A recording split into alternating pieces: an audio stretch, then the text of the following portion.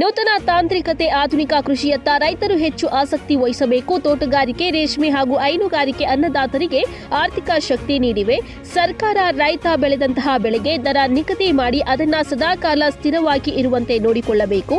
ಹಾಲು ಮತ್ತು ರೇಷ್ಮೆ ಉದ್ಯಮ ರೈತರಿಗೆ ಹೆಚ್ಚು ಲಾಭ ತರುವಂತಹ ಕೃಷಿಯಾಗಿ ಮಾರ್ಪಡುತ್ತಿದೆ ಎಂದು ಸ್ಫಟಿಕಪುರಿ ಮಹಾಸಂಸ್ಥಾನ ಮಠದ ಪೀಠಾಧ್ಯಕ್ಷರಾದಂತಹ ಶ್ರೀ ನಂಜಾವಧೂತ ಮಹಾಸ್ವಾಮೀಜಿಗಳು ಹೇಳಿದ್ದಾರೆ. ಶಿರಾ ತಾಲೂಕಿನ ಪಟ್ಟನಾಯಕನಹಳ್ಳಿ ಜಾತ್ರಾ ಮಹೋತ್ಸವದ ಕೃಷಿ ಮತ್ತು ಕೈಗಾರಿಕಾ ವಸ್ತು ಪ್ರದೇಶದಲ್ಲಿ ತೋಟಗಾರಿಕೆ ಮತ್ತು ರೇಷ್ಮೆ ಇಲಾಖೆ ವತಿಯಿಂದ ಮಂಗಳವಾರ ಆಯೋಜಿಸಿದ್ದ ಸಮಗ್ರ ಚಿಂತನಾ ಸಮಾವೇಶ ಉದ್ಘಾಟಿಸಿ ಮಾತನಾಡಿದ್ದಾರೆ.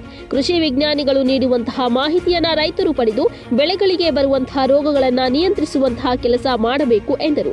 ರೈತರಿಗೆ ಉಪನ್ಯಾಸ ನೀಡಿ ಮಾತನಾಡಿದ ತರಬಾಳು ಕೃಷಿ ವಿಜ್ಞಾನ ಕೇಂದ್ರದ ವಿಜ್ಞಾನಿ ಎಂಜಿ ಬಸವನಗೌಡ, ತೆಂಗು ಮತ್ತು ಅಡಿಕೆ ತೋಟಗಳಿಗೆ ರೋಗ ಬರುತ್ತಿರುವುದಕ್ಕೆ ನೀರಿನಲ್ಲಿ ಇರುವ ಲವಣಾಂಶವೂ ಕೂಡ ಕಾರಣ. ಅಡಿಕೆ ತೋಟಗಳ ಸುತ್ತ ಸಿಲ್ವಾರ್ ಆದಂತಹ ಅತಿ ಎತ್ತರ ಮರಗಳನ್ನ ಬೆಳೆದ್ರೆ ಅಡಿಕೆ ಗಿಡಗಳ ಬೆಳವಣಿಗೆಗೆ ಪೂರಕ ವಾತಾವರಣ ನಿರ್ಮಾಣವಾಗಲಿದೆ. ಸದಾಕಾಲಕ್ಕೂ ತೋಟದ ಭೂಮಿಯಲ್ಲಿ ತೇವಾಂಶ ಇರಲಿದೆ ಎಂದು ಹೇಳಿದ್ದಾರೆ. ಇದೇ ಸಂದರ್ಭದಲ್ಲಿ ತೋಟಗಾರಿಕೆ ಇಲಾಖೆಯ ವತಿಯಿಂದ 500 ಜನ ರೈತರಿಗೆ ಸೀಡ್ ಕಿಟ್ ವಿತರಣೆ ಮಾಡಲಾಯಿತು. ಹಿರಿಯೂರು ಜೆಡಿಎಸ್ ಮುಖಂಡ ರವೀಂದ್ರಪ್ಪ ನಾರಾಯಣ ಆಚಾರ್ಯ ಗುರು, ಕಾಂಗ್ರೆಸ್ ಯುವ ಮುಖಂಡ ಡಿಸಿ ಅಶೋಕ್, ತೋಟಗಾರಿಕೆ ಇಲಾಖೆಯ ಹಿರಿಯ ಸಹಾಯಕ ನಿರ್ದೇಶಕ ಎಚ್ಎ ಸುಧಾಕರ್, ಸಹಾಯಕ ನಿರ್ದೇಶಕ ಜಿಎನ್ ತ್ಯಾಗರಾಜು, ತೋಟಗಾರಿಕೆ ಅಧಿಕಾರಿ ಶಿವಕುಮಾರ್, ತಾಲೂಕು ಪಂಚಾಯಿತಿ ಮಾಜಿ ಅಧ್ಯಕ್ಷ ಜಿಎನ್ ಮೂರ್ತಿ, ರೇಷ್ಮೆ ಇಲಾಖೆಯ ಉಪನಿರ್ದೇಶಕ ವೈಕೆ ಬಾಲಕೃಷ್ಣ, ರೈತ ಮುಖಂಡ ಹೋರೆಕೆರಪ್ಪ, ಶಿರಾ ತಾಲೂಕು ರೈತ ಸಂಘದ ಅಧ್ಯಕ್ಷ ಲಕ್ಷ್ಮಣ್ ಗೌಡ, ಪ್ರಧಾನ ಕಾರ್ಯದರ್ಶಿ ನಾದೂರು ಕೆಂಚಪ್ಪ, ಗ್ರಾಮ ಪಂಚಾಯಿತಿ ಮಾಜಿ ಅಧ್ಯಕ್ಷ ಮೂಲೆಮನೆ ರಂಗನಾಥ್, ವೀರಬೊಮ್ಮನಹಳ್ಳಿ ಗಂಗಾಧರ್ ಸೇರಿದಂತೆ ನೂರಾರು ರೈತರು ಪಾಲ್ಗೊಂಡಿದ್ದರು. ಆಯೋಜನೆ ಮಾಡಿದ್ರು ರಾಜ್ಯ ಮಟ್ಟದ ಒಂದು ಉತ್ತಮ ನಾಯಿಗಳ ತಳಿಗಳ ಪ್ರದರ್ಶನವನ್ನು ನಾವು ಹೇಳ್ತಾ ಇದ್ವಿ. ಈ ಹೈನುಗಾರಿಕೆಯಿಂದ ಇವತ್ತು ಲಕ್ಷಾಂತರ ಕುಟುಂಬಗಳು ಬೆಳಕಾಗಿದ್ದಾವೆ. 2, 3, 4 ಹಸುಗಳನ್ನ ಹೆಣ್ಮಕ್ಳುಗಳು ಸಾಕೊಂಡು ಅದರಿಂದಲೇ ಅವರು ಒಂದು ತಿಂಗಳಿಗೆ 50-60 ಸಾವಿರ ದುಡ್ಡು ನೋಡುವಂತದ್ದಾಗಿದೆ. ಯಾಕಂದ್ರೆ ನಮ್ಮ ರವೀಂದ್ರಪ್ಪನವರೇನೆ ನೂರಾರು ರಾಸುಗಳನ್ನ ಕಟ್ಕೊಂಡು ಅವರು ಬಹುಶಃ ಜಿಲ್ಲೆಗೆನೆ ನಂಬರ್ 1 ಹಾಲು ಉತ್ಪಾದಕರು ಅಂತ ಹೇಳಿ ಪ್ರಶಸ್ತಿಯನ್ನು ಸ್ವೀಕಾರ ಮಾಡಿದ್ರು. ಈಗೆಲ್ಲ ಸ್ವಲ್ಪ ಕಷ್ಟ ಆಗಿತ್ತು, ಈಗ ಸ್ವಲ್ಪ ಕಡಿಮೆ ಮಾಡ್ಕೊಂಡಿದ್ದಾರೆ. ಅದು ಕೂಡ ವ್ಯವಸಾಯದಲ್ಲಿ ಅವರು ಅಧಿಕಾರಿಗಳಾಗಿದ್ರು ಕೂಡ ವ್ಯವಸಾಯದಲ್ಲಿ ತುಂಬಾ ಇಂಟ್ರೆಸ್ಟ್ ಅವರು ಪ್ರಗತಿಪರ ರೈತರು ಅಂತೂ ಕೂಡ ಅವ್ರನ್ನ ಆ ಜಿಲ್ಲೆನಲ್ಲಿ ಬಹಳ ದೊಡ್ಡ ಮಟ್ಟದಲ್ಲಿ ಗುರುತಿಸಿದ್ದಾರೆ. ನಮ್ಮ ತಾಲೂಕಿನವರಾದ್ರೂ ಕೂಡ ಪಕ್ಕದ ಅವ್ರ ಊರಿಂದ ಒಂದು ಬೆಜ್ಜೆಹಳ್ಳಿ ಊರು, ಅಲ್ಲಿಂದ ಒಂದು 15 ಕಿಲೋಮೀಟರ್ ದೂರದಲ್ಲಿ ಬಹಳ ರಿಮೋಟ್ ಏರಿಯಾದಲ್ಲಿ ಜಮೀನು ತೆಗೆದು ಅಲ್ಲಿ ಬಹಳ ಜನ ಕೃಷಿ, ಸಮಗ್ರ ಕೃಷಿಯನ್ನು ಎಲ್ಲಾ ತರದ ಬೆಳೆಗಳನ್ನು ಕೂಡ ಅವರು ಅಲ್ಲಿ ಬೆಳೆದಿದ್ದಾರೆ. ಬಹಳ ಜನ ರೈತರು ನೋಡ್ಕೊಂಡು ಬರ್ತಾ ಇರ್ತಾರೆ. ಬಹಳ ಮುಖ್ಯ ಆಗಿ ಅಂತ ಹೇಳಿದ್ರೆ ನಮ್ಗೆ ರೈತರಿಗೆ ಯಾವುದ್ರಲ್ಲಿ ಲಾಭ ಇದೆ ಆ ಕಡೆ ಹೋಗುವಂತ ಗುಣ.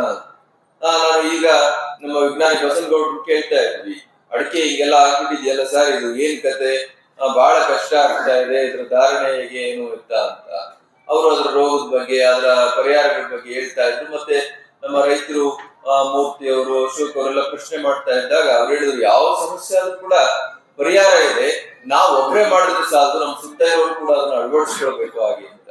ಹಾಗಾಗಿ ನಾವು ಇವತ್ತು ದಾಳಿಂಬೆ ನಾವು ಉತ್ಕೃಷ್ಟವಾದ ಗುಣಮಟ್ಟದ ದಾಳಿಂಬೆಯನ್ನು ಬೆಳೆದ್ರು ಕೂಡ ಎಲ್ಲೋ ಒಂದ್ ಕಡೆ ಪಕ್ಕದ ತೋಟದವರು ಸರಿಯಾದ ರೀತಿಯಲ್ಲಿ ನಿರ್ವಹಣೆ ಮಾಡ್ಲಿಲ್ಲ ಹಾಗೆ ಅಂತ ಹೇಳಿದ್ರೆ ಆ ವೈರಸ್ ಮತ್ತೆ ಬಂದು ನಮ್ಗೆ ಅಟ್ಯಾಕ್ ಮಾಡುವಂತದ್ದು. ನಾನು ಚನ್ನಪಟ್ಟಣಕ್ಕೆ ಹೋಗಿದ್ದೆ ಮೊನ್ನೆ, ನಮ್ಮ ಮಾಜಿ ಮುಖ್ಯಮಂತ್ರಿಗಳು ಕುಮಾರಸ್ವಾಮಿ ಅವ್ರ ತೋಟ ಅಲ್ಲಿ ಹೋಗಿದ್ದೆ. ಅಲ್ಲಿ ನಮ್ಮ ತಾಲೂಕಿನವರನ್ನೇ ಉಪನಿರ್ದೇಶಿಸಿದ ತೋಟಗಾರಿಕೆಯವರು ಅವ್ರದೆಲ್ಲ ಈ ತರ ಏನೋ ಒಂಥರ ವೈಟ್ ಪ್ಲೇಸ್ ಬಿಳಿ ಚಿಟ್ಟೆಗಳು ಹಾಗೆ ಅಂತ ಅವು ಎಲ್ಲ ಗರಿ ಹಿಂದೆ ಗೂಡು ಕಟ್ಕೊಂಡು ಉದ್ದಕ್ಕಿದ್ವು. ಆಮೇಲೆ ಎಲ್ಲ ಸುತ್ತ ತೋಟಗಳು ನೋಡುದು, ಅಲ್ಲಿಂದ ಚನ್ನಪಟ್ಟಣ ಆಯ್ತು, ರಾಮನಗರ ಆಯ್ತು, ಇವ್ರಿರೋದು ಬಿಡದಿನಲ್ಲಿ. ಆ ಬಿಡದಿಯವ್ರಿಗೂ ಕೂಡ ಕೋಟಿ ಮರಗಳೆಲ್ಲ ಅರಿಶಿನ ಆಗ್ಬಿಟ್ಟಿದ್ದಾರೆ. ಆಮೇಲೆಲ್ಲ ಹಂಗೆ ಒಣಗಿ ಸುಳಿಗೆ ನಿಮ್ಮಲ್ಲಿ ಅದನ್ನ ನೀವು ಹೇಳ್ಬೋದು, ಇಡೀ ರಾಜ್ಯದಲ್ಲಿ ಅತಿ ಹೆಚ್ಚು ಕಳೆನಾಶಕ ಬಳಸೋ ತಾಲೂಕು ನಮ್ದೇ ಚನ್ನಗಿರಿ. ಅತಿ ಹೆಚ್ಚು 46,000 ಎಕರೆ ಪ್ರದೇಶ ಇದೆ ನಮ್ದು ಅಡಿಕೆ. ಅಲ್ಲಿ ನೀವು ನಿಮಗೆ ಹೇಳ್ದಂಗೆ ನನಗೆ ಹೇಳಿದ್ರೆ ಬಾ ನೀವು ಹೊಲ ಮಾಡ್ಬೇಕಾಗತ್ತೆ ಅಂತ ರೈತರು. ನೀನು 4 ಎಕರೆ ತೋಟ ಕಟ್ಟು ಗೊತ್ತಾಗತ್ತೆ ಲೇಬರ್ದು ಅಂತಾರೆ. ನನಗೆಲ್ಲ ಅನುಭವ ಇದೆ, ನಂದು 10 ಎಕರೆ ತೋಟ ಇದೆ. ಬಟ್ ಆದ್ರೆ ನಾವು ಮಾಡೋ ಸಿಸ್ಟಮೇ ಬೇರೆ ಇದೆ. ಆದ್ರೆ ನಾನು ಹೇಳಿದ್ನಲ್ಲ, ಕಳೆನಾಶಕ ಕಡಿಮೆ ಮಾಡೋದಾಗ ಏನಾಗುತ್ತೆ, ಭೂಮಿ ಸ್ವಲ್ಪ ಸತ್ವ ಇಟ್ಕೊಳ್ಳುತ್ತೆ ಜಾಸ್ತಿ. ಯಾಕೆ ಕಡಿಮೆ ಮಾಡ್ಬೇಕು ಕಳೆನಾಶಕ ಅಂದ್ರೆ, ನೀವು ಜಾಸ್ತಿ ಹೊಡೆದಷ್ಟು ಮಣ್ಣಿನ ಪದ ಚೇಂಜ್ ಆಗುತ್ತೆ. ಅದರ ಭೌತಿಕ ಗುಣಗಳು, ರಾಸಾಯನಿಕ ಗುಣಗಳು, ಜೈವಿಕ ಗುಣಗಳು ಎಲ್ಲ ಚೇಂಜ್ ಆಗ್ತಾ ಹೋಗುತ್ತೆ. ಒಂದೇ ಒಂದು ಎಕ್ಸಾಂಪಲ್ ಕೊಡ್ತೀನಿ. ಜಾಸ್ತಿ ಮಳೆ ಆದಾಗ ಕೊಡಗು ಅಥವಾ ಈ ಉತ್ತರ ಕನ್ನಡದಲ್ಲಿ ಗುಡ್ಡ ಕುಸಿತ ಆಗುತ್ತೆ, ಗೊತ್ತಲ್ಲ?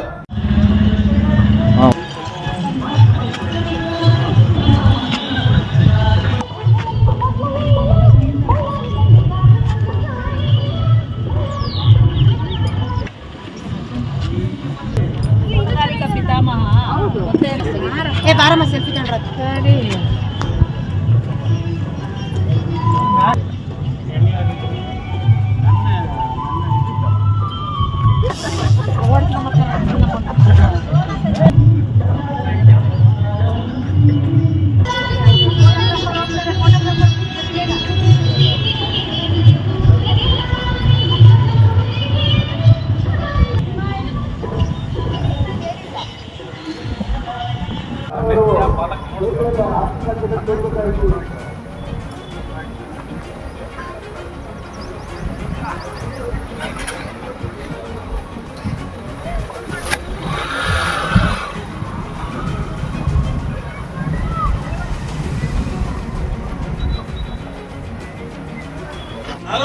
ರಿಂದ 46,000 ಒಂದು ಎಕರೆನಲ್ಲಿ 700 ರೂಪಾಯಿ ಬೇಡ, 500 ರೂಪಾಯಿ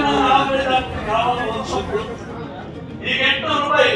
ಹಳೆಗಾಲದಲ್ಲಿ 3 ದಾಳ ಬಿಚ್ಚಿಕೊಳ್ಳಲ್ಲ, ಅವತ್ತು 550 ರೂಪಾಯಿ ಆದ್ರೂ ಬೆಳೆಗೆ 50 ರಿಂದ 60, 15 ರಿಂದ 20 ಕೆಜಿ ಪೊಟ್ಯಾಶ್ ನಾವು ಕಡ್ಡಾಯವಾಗಿ ನಮ್ಮ ತೋಟಕ್ಕೆ, 1 ಎಕರೆ ತೋಟಕ್ಕೆ ಬಳಕೆ ಮಾಡಬೇಕು.